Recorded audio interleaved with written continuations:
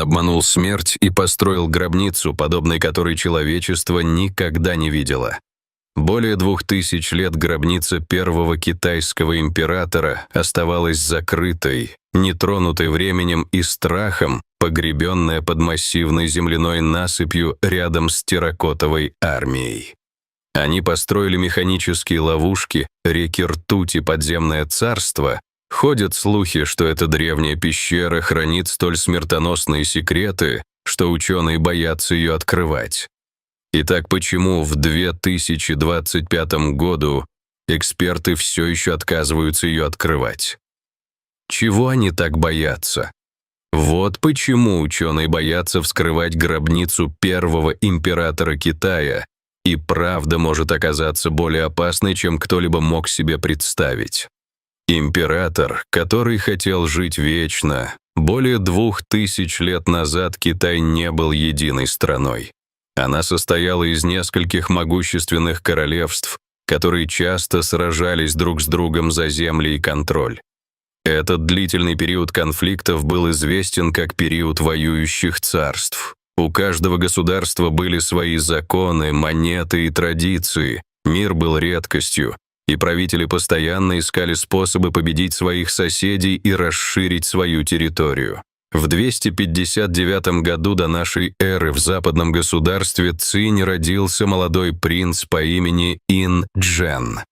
Позже он стал известен как Цинь Шихуанди, первый император Китая. Ин Чжэн стал королем в возрасте всего 13 лет после смерти своего отца, короля Чжуаньсяна. Хотя он был еще очень молод, мальчик уже был окружен амбициозными министрами, советниками и генералами, которые помогали ему удерживать власть, пока он рос. Повзрослев, Ин Чжэн проявил себя как сильный и целеустремленный лидер. Он хотел добиться большего, чем просто управлять собственным государством. Он мечтал о чем-то гораздо большем, объединить все соперничающие государства под властью одного правителя, одного закона и одной нации. Такого в Китае еще никто не делал. В течение почти 10 лет он возглавлял свои армии в серии военных кампаний по всему региону. Одно за другим другие царства подпадали под власть Цинь. Его солдаты использовали современное оружие, организованные отряды и строгую дисциплину, чтобы победить своих врагов. К 221 году до нашей эры он завоевал все 6 других крупных государств – Хань, Чжао, Вэй, Чу, Янь и Ци. Впервые в истории Китая страна была объединена под властью одного императора. После своей победы Ин Чжэн провозгласил себя Цинь Шихуанди, что означает «первый император Цинь». Он верил, что его правление стало началом новой эры в истории Китая и хотел быть уверенным в том, что его новая империя будет существовать вечно. Для этого он начал реорганизовывать всю страну. Цинь Шихуанди ввел единую стандартную систему письма по всей своей империи, заменив местные письмена, чтобы все могли понимать одни и те же символы. Это помогло унифицировать коммуникации и ведение учета. Он также создал национальную валюту, чтобы монеты имели одинаковую форму и ценность в каждом регионе. Были также стандартизированы меры веса, что сделало торговлю и налогообложение более эффективными и справедливыми по всей империи. В империи даже ширина тележных осей регулировалась, чтобы все повозки могли проехать по одним и тем же дорогам. Для защиты границ империи Цинь Шихуанди приказал соединить и укрепить стены, ранее возведенные соперничающими государствами. Эти усилия легли в основу того, что позже стало Великой Китайской стеной. Это была огромная задача, для решения которой потребовались тысячи работников, многие из которых были солдатами, чернорабочими или заключенными. Целью было остановить набеги северных кочевников на обжитые районы Китая. Внутри империи он приказал построить широкие дороги, мосты и каналы, соединяющие отдаленные провинции. Это облегчало перемещение армий, товаров и сообщений по всей стране. Местные правители были смещены и заменены чиновниками, выбранными императором, чтобы никто другой не смог укрепить власть и оспорить его авторитет. Но в то время как Цинь Шихуанди работал над укреплением своей империи снаружи, он также испытывал глубокий страх, который рос внутри него – страх смерти. Он просто хотел править вечно. Однако Цинь Шихуанди стал одержим идеей бессмертия.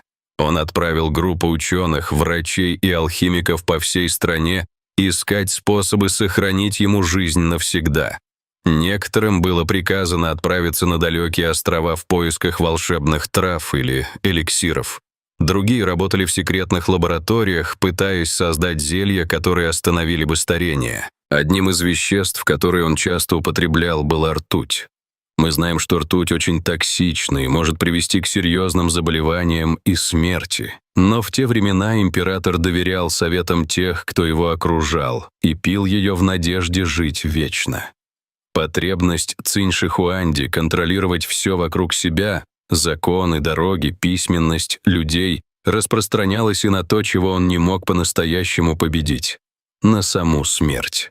И вот, с того момента, как он стал королем в возрасте 13 лет, он начал планировать что-то, что помогло бы ему продолжать править даже после того, как его жизнь закончилась. То, что он начал строить, было не похоже ни на что, что когда-либо видел мир. В то время никто не мог предположить, насколько масштабным станет этот проект. По мере того, как император набирал силу, его представления о загробной жизни также расширялись. Он не хотел простой гробницы, он хотел, чтобы под землей было построено целое королевство. Для строительства этого огромного подземного комплекса император приказал задействовать более 700 тысяч рабочих. Среди них были солдаты, ремесленники, заключенные и призванные на военную службу крестьяне, привезенные со всех концов недавно объединенных штатов. Некоторые историки полагают, что в древних записях это число могло быть преувеличено, но археологические данные подтверждают, что проект был грандиозным и на многие годы потребовал бы привлечения многочисленной рабочей силы. Строительство продолжалось почти 4 десятилетия. Проект продолжался на протяжении всего правления Цинь Шихуанди и все еще продолжался, когда он умер в 210 году до нашей эры. Вероятно, она так и осталась незавершенной, когда в конце правления династии Цинь вспыхнуло крестьянское восстание, вынудившее остановить строительство. Местом для строительства гробницы была выбрана гора Ли, недалеко от города Сяньян, столицы империи. Этот район считался особенным из-за своих природных ресурсов. В древних китайских текстах говорится, что северная сторона горы богата золотом, а южная — ценным нефритом. Император, который был известен своей верой в символы и предзнаменования, выбрал это место, потому что считалось, что оно имеет удачное географическое расположение. Дизайн комплекса гробниц не был случайным. Он был тщательно разработан по образцу планировки Сяньяна, столицы династии Цинь. Точно так же, как живой император правил из своего дворца в столице, мертвый император продолжал бы править из зеркального дворца в загробной жизни. Подземная гробница включала в себя городские стены, сторожевые башни, официальные здания и жилые помещения. Все, что требовалось правителю в жизни, было восстановлено под землей в миниатюрном виде. Этот подземный город был разделен на две основные части — внутренний город и внешний город. Во внутреннем городе, который занимал около 1,5 мили в окружности, находились центральная гробница и ключевые сооружения. Внешний город, окружавший его, был намного больше, около 4 миль в окружности. Эти стены были сделаны из утрамбованной земли, как и в настоящей столице, и предназначались для защиты места упокоения императора даже после его смерти. Внутри стен археологи обнаружили свидетельства детального и упорядоченного плана города. Здесь были конюшни для лошадей, кухни для приготовления пищи и склады с припасами.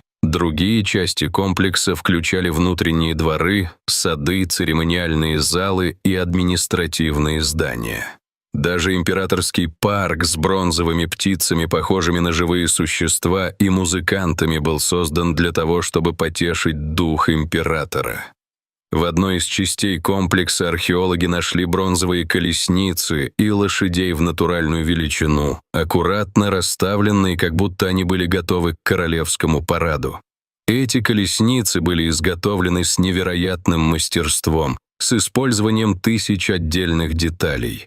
У лошадей были поводья, седла и декоративная отделка.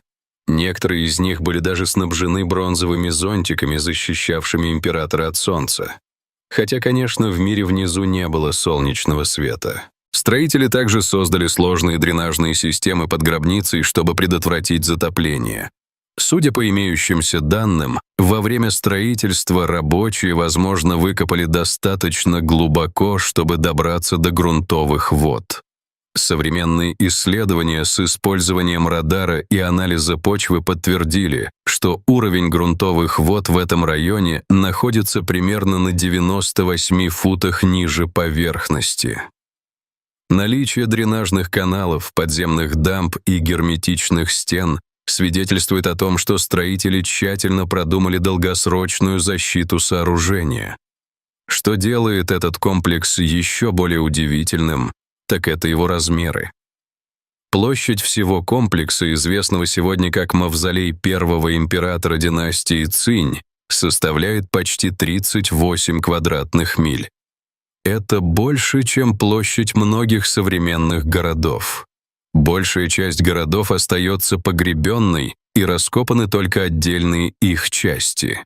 Даже после 50 лет исследований и раскопок археологи считают, что им удалось обнаружить лишь малую часть всего подземного комплекса. Одной из самых интересных деталей конструкции является направление, в котором она расположена. К востоку от центрального кургана император разместил свою самую сильную охрану. На восточной стороне когда-то располагались 6 бывших вражеских королевств. Это были те самые королевства, которые он победил, чтобы объединить Китай. Китай.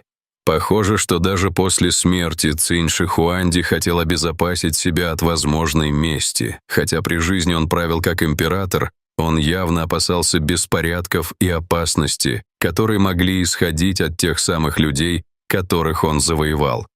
Но это подземное царство не оставалось без охраны.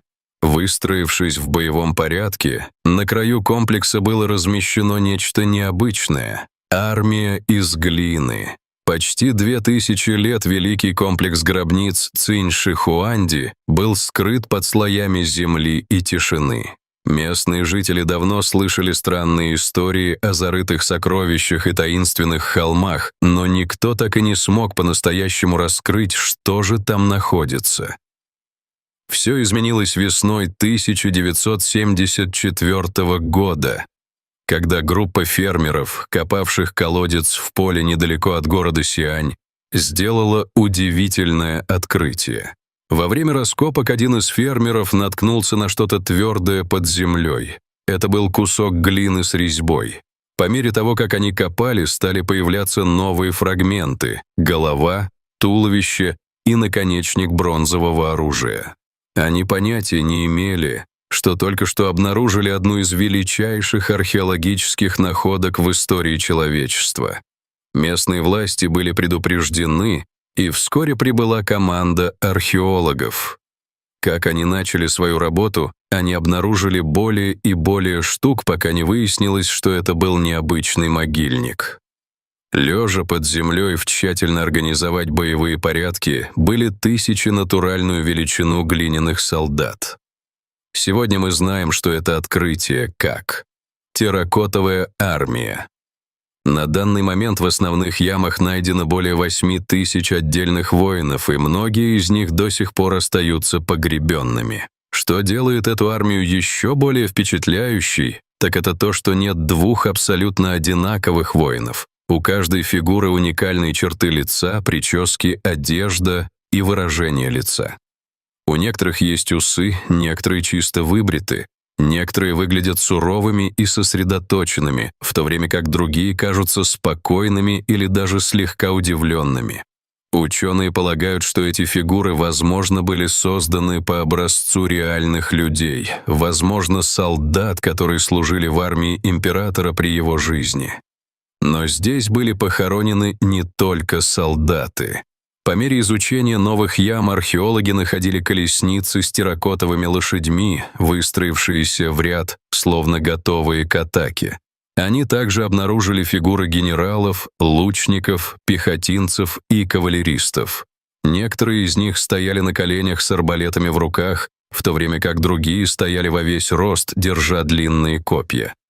У некоторых даже было настоящее бронзовое оружие, достаточно острое, чтобы им можно было рубить и по сей день, и армия не была одинока. В близлежащих ямах исследователи обнаружили множество других глиняных фигурок, не предназначенных для войны. Там были акробаты, запечатленные в середине движения. Их мускулистые формы свидетельствовали о большом внимании к анатомии человека. Музыканты в тщательно подобранных одеждах и с инструментами были расставлены так, как будто они были готовы к выступлению.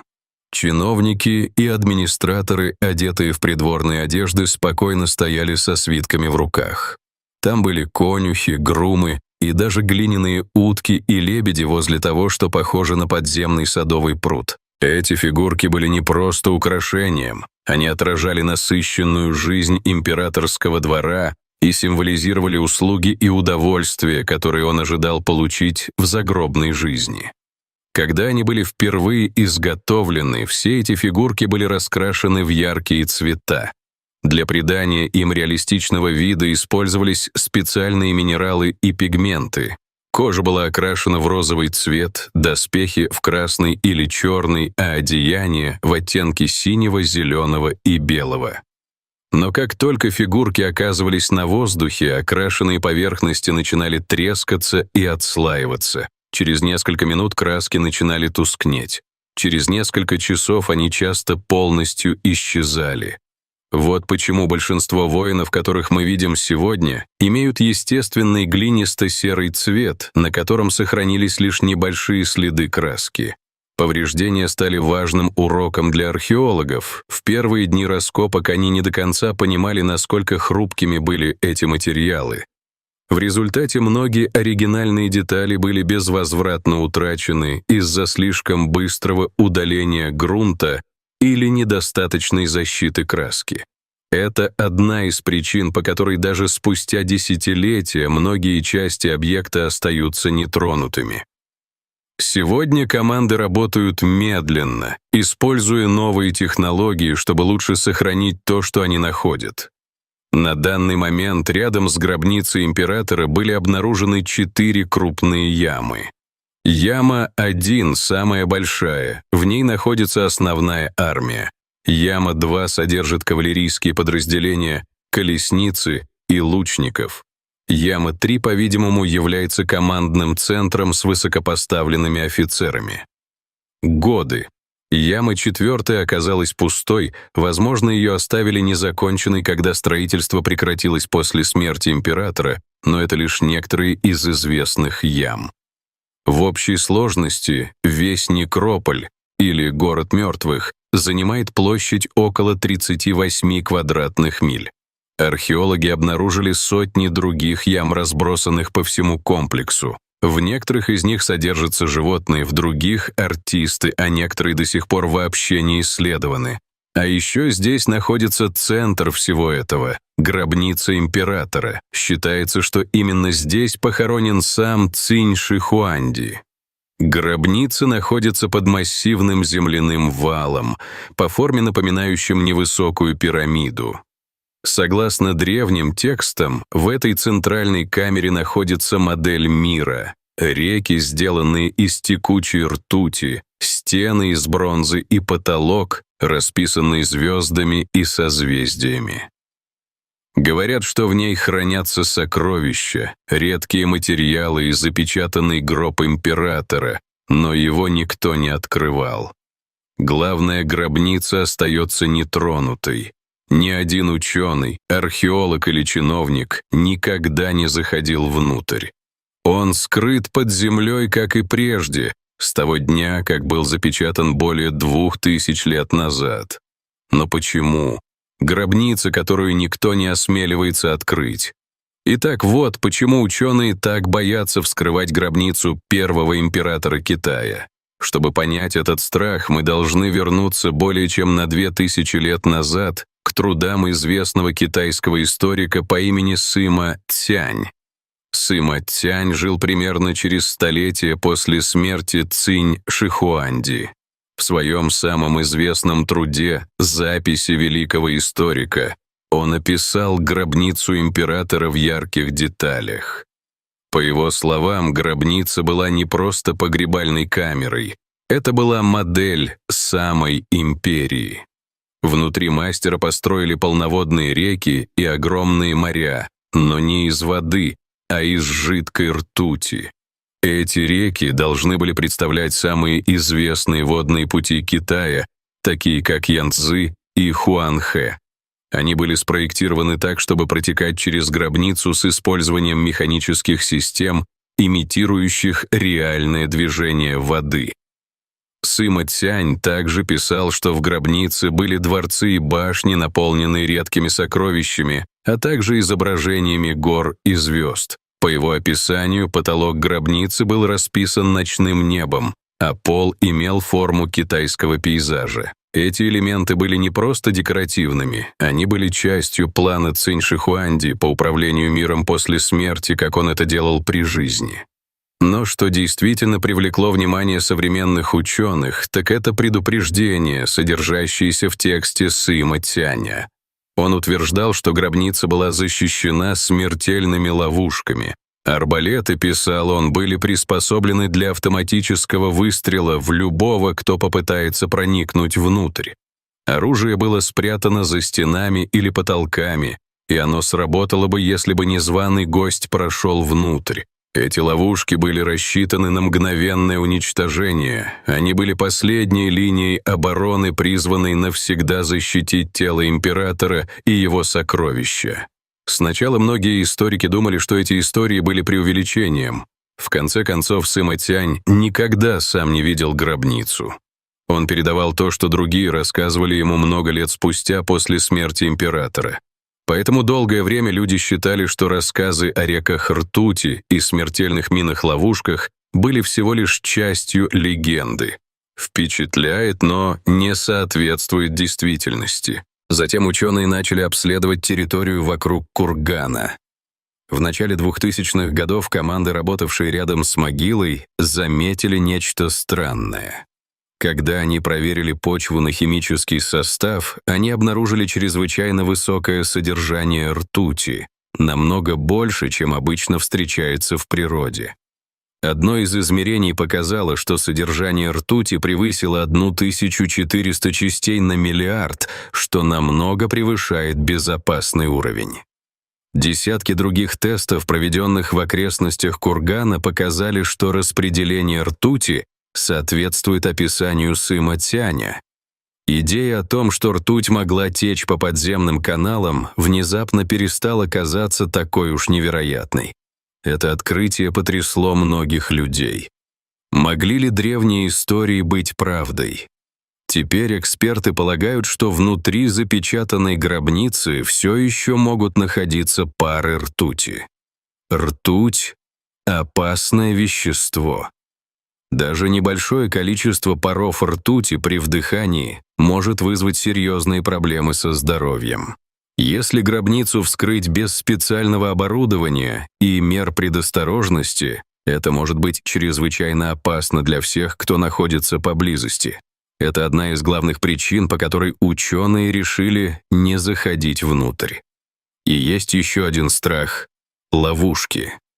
Если древние инженеры действительно создавали механические арбалеты и мины-ловушки, и если эти ловушки были сделаны из прочных материалов, таких как металл, они все еще могут функционировать.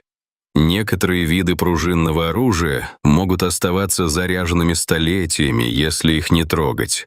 Если кто-то войдет в гробницу и случайно запустит его, результат может быть смертельным. Голова, которая находится под таким углом, как этот, до еремной вены, действительно указывает на то, что это было убийство с близкого расстояния. По этим причинам центральная камера гробницы остается нетронутой. Ученые знают, что она там находится. Они могут определить ее форму и размер с помощью современных инструментов, таких как георадар. Но никто не осмелился вскрыть печать. Что решит будущее? Вы, вероятно, задаетесь вопросом, когда же, наконец, гробница будет открыта. Честный ответ таков: никто не знает. На протяжении десятилетий археологи, историки и ученые обсуждали именно этот вопрос. Некоторые верят, что однажды это произойдет, но только тогда, когда технология станет достаточно безопасной, чтобы защитить как гробницу, так и людей, ее изучающих. Другие считают, что он, возможно, вообще никогда не будет открыт. В чем все согласны, так это в том, что риски реальны, и с принятием решения торопиться нельзя. Одна из самых больших проблем — это сохранность. Мы уже знаем, что когда терракотовые воины были впервые обнаружены в 1974 году, их яркие краски поблекли и облупились почти сразу после контакта с воздухом. Окрашенные поверхности просуществовали под землей более 2000 лет, но на открытом воздухе они не выдержали бы и нескольких минут. Гробница Цинь-Шихуанди — один из последних великих нетронутых археологических памятников в мире. Это может помочь нам понять не только то, как древние китайцы хоронили своего императора, но и то, как они воспринимали жизнь, смерть, власть и саму Вселенную.